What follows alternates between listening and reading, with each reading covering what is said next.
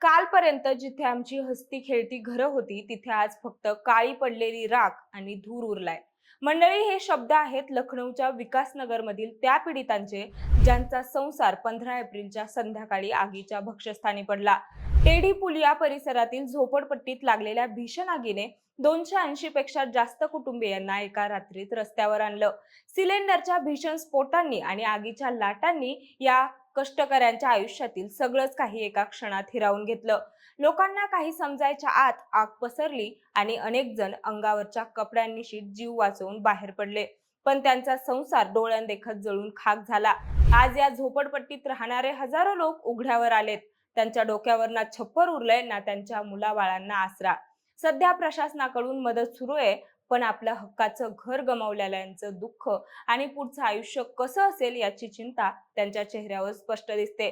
म्हणूनच मंडळी, नेमकं हे प्रकरण काय आहे, ही आग नेमकं कशामुळे लागली आणि सध्या प्रशासन नेमकं काय करतंय, सगळंच जाणून घेऊयात या व्हिडिओच्या माध्यमातून. नमस्कार, मी अपूर्वा आणि तुम्ही पाहताय विशेष भारी. मंडळी, कालपर्यंत जिथे चुली पेटत होत्या, मुलांच्या हसण्याने गल्ली गजबजलेली होती, तिथे आज प्रत्येक संध्याकाळी कामावरून परतलेले हात थकलेले असले तरी मन मात्र समाधानाने भरलेलं असायचं. तिथे आज फक्त राख उरलीये, धुराचा वास आहे आणि डोळ्यात पाणी घेऊन उभे असलेले लोक आहेत.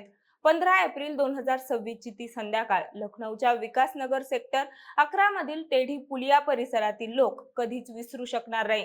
सुमारे 5:30 वाजता अचानक लागलेली आग काही क्षणातच भयानक रूप धारण करू लागली. सुरुवातीला कुणालाच कल्पना नव्हती की ही आग इतकी मोठी होईल, पण झोपडपट्ट्यांची रचना, एकमेकांना लागून असलेली घरं आणि आत ठेवलेले गॅस सिलेंडर या सगळ्यामुळे आगीला वेग मिळाला आणि एका झोपडीत लागलेली आग क्षणात दुसऱ्या, तिसऱ्या आणि मग संपूर्ण वस्तीमध्ये पसरली.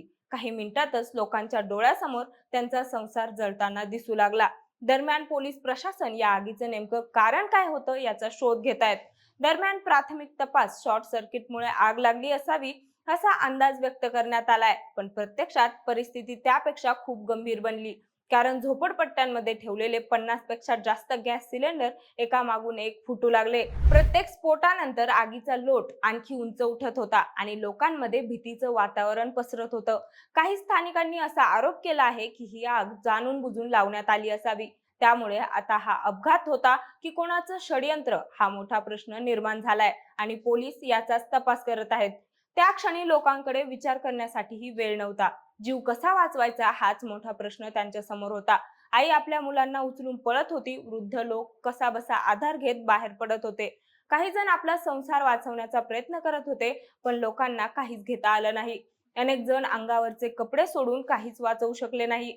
वर्षानुवर्षे साठवलेली कमाई, लग्नासाठी ठेवलेले दागिने, मुलांच्या शिक्षणासाठी साठवलेले पैसे, सगळं काही मिनिटात खाक झालं. आग इतकी भीषण होती की तिचा धूर 10 ते 15 किलोमीटर अंतरावरूनही दिसत होता. संपूर्ण परिसर काळ्या धुराने झाकला गेला होता. अग्निशमन दलाच्या 20 पेक्षा जास्त गाड्या घटनास्थळी दाखल झाल्या. जवानांनी जीवाची पर्वा न करता आगीवर नियंत्रण मिळवण्याचा प्रयत्न सुरू केला. तब्बल 3 ते 4 तासांच्या अथक प्रयत्नानंतर आग आटोक्यात आली, पण तोपर्यंत खूप मोठं नुकसान झालं होतं. मंडळी, या आगीने फक्त झोपड्या जाळल्या नाहीत, तर शेकडो लोकांची स्वप्न, त्यांची सुरक्षिततेची भावना आणि त्यांच्या आयुष्याचा आधारच हिरावून घेतला. एवढंच नाही तर या आगीने 2 चिमुकल्यांना पण गिळून घेतलं. त्यांच्या कुटुंबासाठी तर ही केवळ आग नव्हती, तर आयुष्यभराची जखम होती. त्या 2 जीवांनी या दुर्घटनेला एक वेदनादायी रूप दिलं, जे शब्दात मांडणंही कठीण आहे. दरम्यान डीसीपी दीक्षा शर्मा यांनी माहिती दिली की आग लागल्याची माहिती मिळताच जिल्ह्यातील सर्व फायर स्टेशन मधून अग्निशमन दलाच्या गाड्या तत्काळ घटनास्थळी पाठवण्यात आल्या होत्या. कालपासून बचाव आणि मदत कार्य सुरू आहे. एसडीआरएफ आणि एनडीआरएफच्या पथकांनाही तैनात करण्यात आले. या दुर्घटनेत 2 चिमुकल्या मुलींचे मृतदेह सापडले असून त्यांचे आई वडील बाराबंकी जिल्ह्यातील काशीपूर्वा गावचे रहिवासी आहेत. सध्या तिथली परिस्थिती अत्यंत बिकट आहे.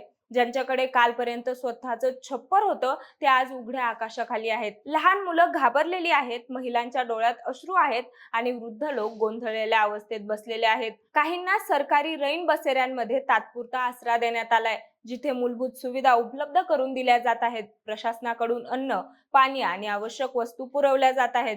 मुख्यमंत्री योगी आदित्यनाथ यांनी या घटनेची दखल घेत तत्काळ मदत करण्याचे आदेश दिले आहेत. पण केवळ तात्पुरता आसरा आणि अन्न पुरेसं नाही.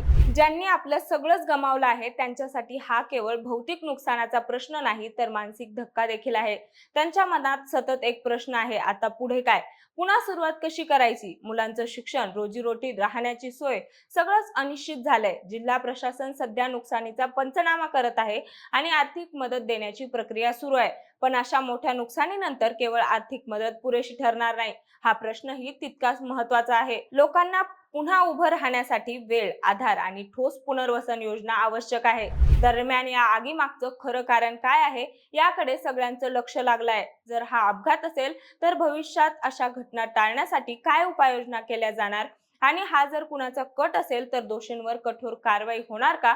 हे सगळे प्रश्न अजूनही अनुत्तरित आहेत.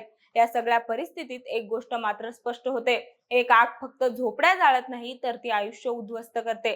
बाकी मंडळी, घडलेल्या घटनेबद्दल तुम्हाला काय वाटतं ते आम्हाला कमेंट करून नक्की सांगा आणि सोबतच आपल्या विशेष भारीच्या YouTube चॅनलला सबस्क्राईब करायला विसरू नका. धन्यवाद.